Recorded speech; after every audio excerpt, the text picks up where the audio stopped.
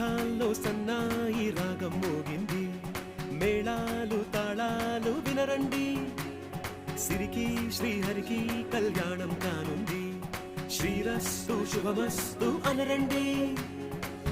అచ్చతలు గంటో పెళ్లికి అర్థం చెప్పారంటూ, మెచ్చదగు ముచ్చట ఇది అని సాక్ష్యం చెబుతామంటూ, జనులంతా జై కొట్టేలా జరిపిస్తామండి. అందాల కుందన